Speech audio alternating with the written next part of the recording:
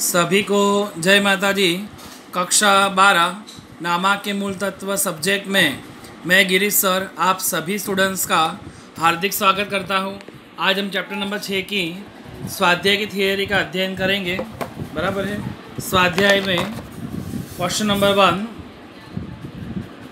साझेदार की निवृत्ति के समय पक्की तलपट में दर्शाई लाभ हानि खाते की उधार बाकी। निवृत्ति के समय पक्की तलपट में दर्शाई लाभ हानि खाते की उधार बाकी खालिका के रूप में लिखी जाती है। तो कहाँ लिखते हैं? तो निवृत्ति के समय लाभ हानि खाते की उधार बाकी जो है वो सभी साझेदारों के पूंजी खाते के उधार पक्ष में पुराने लाभ हानि के अनुपात में लिखा जाता है। बराबर है। सेकंड, साझेदार की निवृत्ति के समय पेढ़ी की पक्की तलपट में दर्शाई ख्याति खाली जगह लिखी जाती है।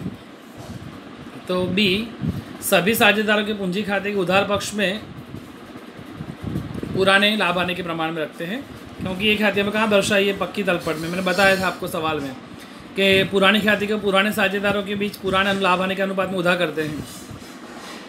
थर्ड, निवृत्त साझेदार को दी जाने वाली ख्याति खाली जगह लिखी जाती है। सभी साझेदारों के पूंजी खाते के उधार पक्ष में उनके लाभ के प्रमाण में लिखते हैं। बराबर। निवृत्त साझेदार को जो भी खाते देते हैं जाने वाले खाते जमा होता है, चालू साझेदार खाते उधार होता है कि नहीं, वही एंट्री है। चौथा, जब लाभ हानि का केवल पुराना ही प्रमाण दिया हो तब बाकी साझेदारों के बीच लाभ का प्रमाण पुराना ही प्रमाण होगा, क्योंकि दिया कौन सा है? पुराना। तो आंसर भी कौन सा आएगा? पुराना प्रमाण। पांचवा, निवृत्त होने वाले साझेदार के अतिरिक्त साझेदारों में से कोई एक साझेदार को भी ख्याति खाली जगह तब मिलती है और नए लाभ हानि के प्रमाण में उसका भाग पुराने भाग की अपेक्षा कम हो तो भी उसे ख्याति मिलती है। नेक्स्ट, साझेदार की निवृत्ति या मृत्यु के समय पुनः मूल्यांकन खाते की हानि खाली जगह खाते के खाली जगह के प्रमाण में पूंजी खाते के खाली जगह पक्ष में लिखते हैं। तो सभी साझेदारों को लाभ हानि के पुराने लाभ हानि के अनुपात में उधार पक्ष में लिखते हैं, क्योंकि यहाँ पर पुनः मूल्यांकन खाते की क्या दी है? हानि कहाँ लिखे? हानि सभी साझेदारों को बांटते हैं पुराने लाभ हानि के प्रमाण में, और पूंजी खाते क्या होता है? वो उधार होगा। सातवां, निवृत्त होने वाले साझेदार को चुकाने बाकी रकम साझेदारी करार में कोई उल्लेख ना हो तो ब्याज भुगतान पात्र है। कुछ कहा ना हो तो 6% ब्याज चुकाएंगे। हिसाबी वर्ष 31/3/2016 दिन पूरा होता है। 31/6/2016 के दिन साझेदार की मृत्यु होती है। उसका लाभ में 1/3 भाग है। गत वर्ष का लाभ 24,000 है के आधार पर लाभ में भाग मिलने योग्य हो तो उसे मृत्यु के समय लाभ के भाग के रूप में कितना लाभ के रूप में मिलेगा? तो ध्यान से देखें, यहाँ पे क्या कहा है कि हिसाबी वर्ष 31/3/2016 है। 30 से 2016 के दिन साझेदार की क्या हो जाती है? मृत्यु। बराबर सब बता। तो 31/3/16 से 30/6 तक कितने महीने हुए? 3 महीने हुए। कितने हुए? 3 महीने। तो 3 महीना वो जिंदा रहा। उसका लाभ में भाग भी कितना? 1/3। और लाभ कितना है टोटल? 24। तो बस उन तीनों का ध्यान रखेंगे। तो क्या करेंगे हम? 24,000 लाभ है, उसमें वो कितना महीना जिंदा रहा? 3। 3/12 गुणा कितना भाग है उसका? 1/3। तो 1/3 करेंगे। बराबर है। तो ये 3 से 3 कट गए। 24,000 भागे 12 करेंगे। 12 दूनी 24, तो कितना आएगा? 2,000। बराबर है।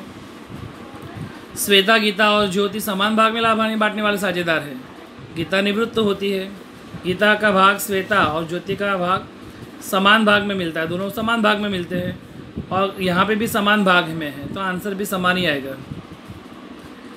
कारीगर लाभ भाग फंड साझेदार की निवृत्ति के समय खाली जगह के लिखा जाता है। कारीगर लाभ भाग फंड पेढ़ी का दायित्व है। दायित्व पूंजी दायित्व में लिखते हैं। नई पक्की तलपट में जिम्मेदारी के रूप में कहाँ लिखते हैं? इसे नई पक्की तलपट में जिम्मेदारी के रूप में। इस प्रकार स्वाध्याय में 1 से 4 सवाल हुए। आगे के बाकी के सवाल हमारे ओके। अब हम देखते हैं क्वेश्चन नंबर 2, माने सेक्शन बी का पहला सवाल। साझेदार की निवृत्ति के संजोग बताओ, जो पेज नंबर 216 पर है। हम आएंगे पेज नंबर 216 पर। पेज नंबर 216 लिखा हुआ ही है, साझेदार की निवृत्ति के संजोग। तो दो भागों में बांटा गया है उसे। फर्स्ट, भारतीय साझेदारी अधिनियम के अनुसार निवृत्ति हो सकती है या साझेदार की निजी कारणों से स्वैच्छिक निवृत्ति हो सकती है। निवृत्ति के संजोग कितने हैं? दो, भारतीय साझेदारी कानून अनुसार और साझेदार की निजी कारणों से स्वैच्छिक निवृत्ति। माने भारतीय साझेदारी अधिनियम अनुसार भी निवृत्त हो सकती है, स्वैच्छिक रूप से निवृत्त हो सकते हैं। आगे का सवाल, साझेदार की निवृत्ति या मृत्यु के समय पेढ़ी की बही में कौन सी महत्व की हिसाबी बातें ध्यान में ली जाती है? Answer page number 217। मान निवृत्ति या मृत्यु के समय कौन सी महत्व की बातें हम ध्यान में लेते हैं? तो पेज नंबर 217 पर है, तो हम आते पेज नंबर 217 पर। तो निवृत्ति के समय महत्व की बातें, तो पहला तो लाभ हानि के नए प्रमाण की और चालू रहने वाले साझेदारों को मिलने वाले लाभ के प्रमाण की गणना करनी है। शॉर्टकट में कहें तो नया प्रमाण ढूंढना है और लाभ का प्रमाण ढूंढना है। फिर ख्याति की असर देनी है, बराबर। संपत्ति का पुनः मूल्यांकन, दायित्व का पुनः मूल्यांकन करना है।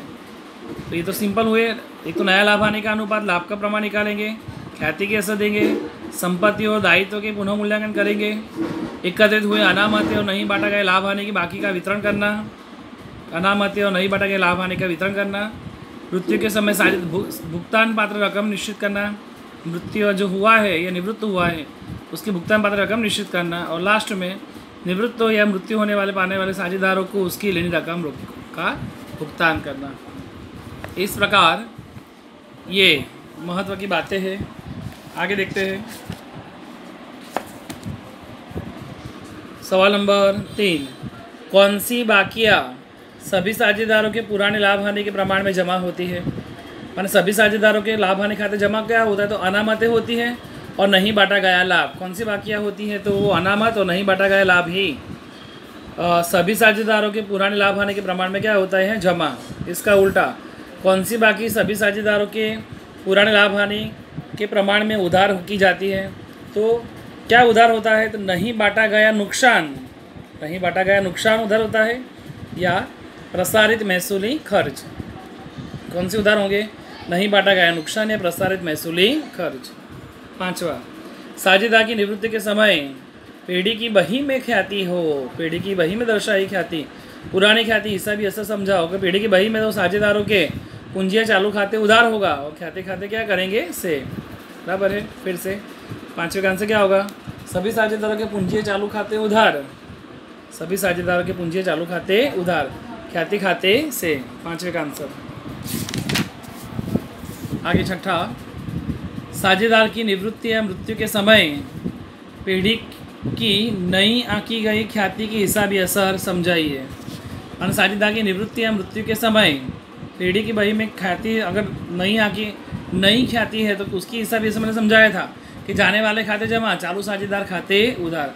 माने पूंजिया चालू खाते उधार करेंगे और निवृत्त साझेदार के पूंजी खाते से करेंगे। या कौन से? चालू रहने वाले साझेदारों के पूंजी या चालू खाते उधार होगा। आप पूरा लिखना, चालू रहने वाले साझेदारों के पूंजी या चालू खाते उधार, निवृत्त साझेदार के पूंजी खाते से, बराबर। यहाँ पे लिखना हो तो लिख सकते हैं कि चालू साझेदार, कौन से साझेदार?